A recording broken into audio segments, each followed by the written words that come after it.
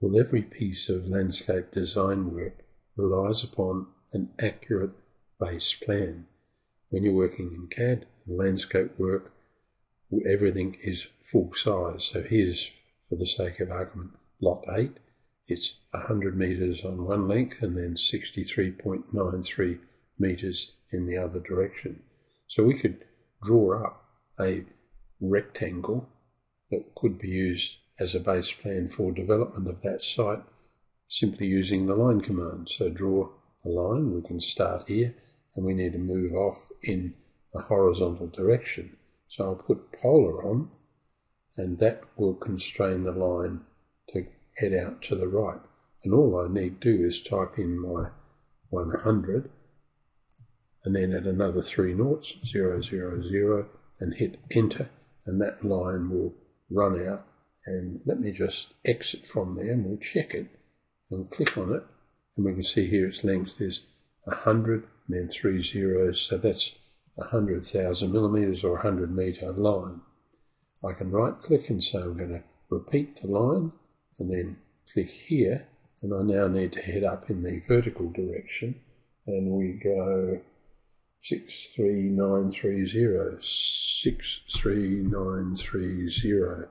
So I'm converting from 1 meter system into millimeters as I go, and now another 100,000 millimeters in that direction. Now I could click up here and snap to the end of that line, but I always like to type the value in.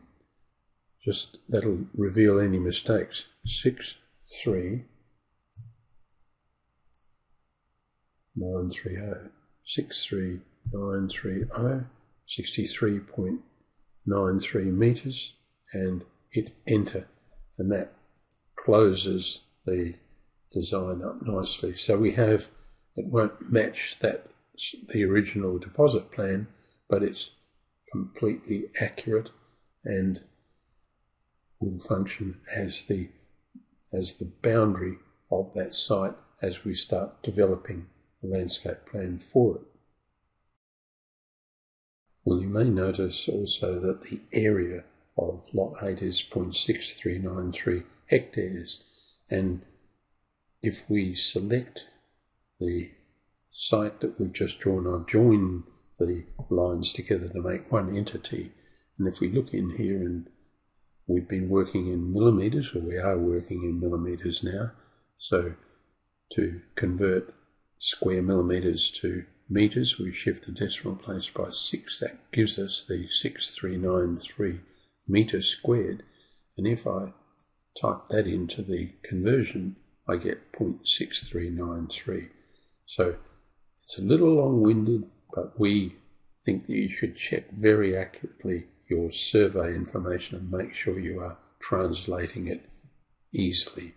So the next step is we can just get rid of these, and we're now left, if we zoom extents and regen, zoom extents again, there is our site. I'll change the thick red lines now back to by layer, and we don't need a thick line there at all. So these represent the boundaries of the site that we're going to work with, and we're confident that it is accurate and full size. Well, it's highly likely that we would like to use information from other sources to help us develop our base plan. If we can fly to the site using Google Earth, what I would suggest you do is just check some of the measurements. And I think I can see the corner of the boundary here, and I'm positioning the mouse there, and I get 100.45. I'll just zoom in a little. I can just pick up that spot there. So I get 100.25. So this image is going to be very, very useful for us. It's almost full size. So our next step would be to escape from there and just, close that measuring tool. And we'd want to email the image from, well, the image has been emailed to me, and I've used draw and insert raster and popped a copy of that image from Google Earth into this environment. We need to scale it correctly, so let's test our measurements. We could use the scale that comes from Google Earth, but we always want to take the longest measurement that we've got. And we know that from the corner of the land there to this other corner should read very close to 100 meters or 100,000, and we've got 87,500. So let's click it and we'll just jot down that number, 87,500. So it's reading 87 meters and it should read 100 meters.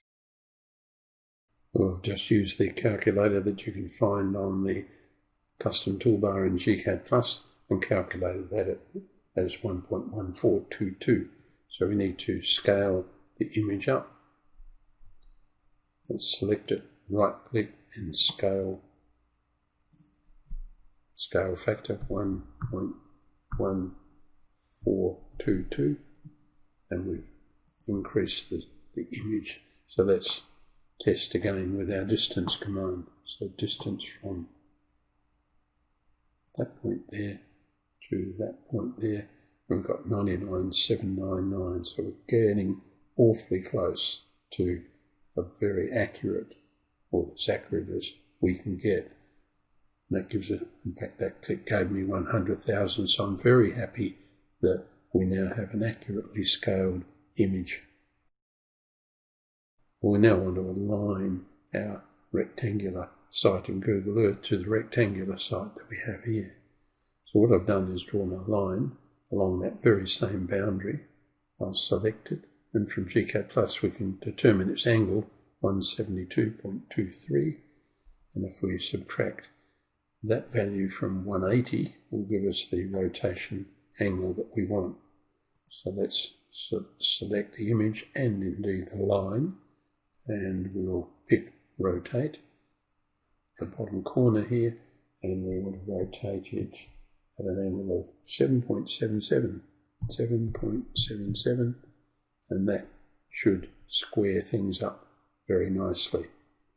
I'll now remove that line that I added, that red line, and I think what I'd like to do, rather than move the image and put it under, I think I'll just experiment by picking up this rectangle, and I'll just move it from its bottom corner. There's the handle there, and I can zoom in and put the bottom corner fair square there, and we can see we've done reasonably well, I think.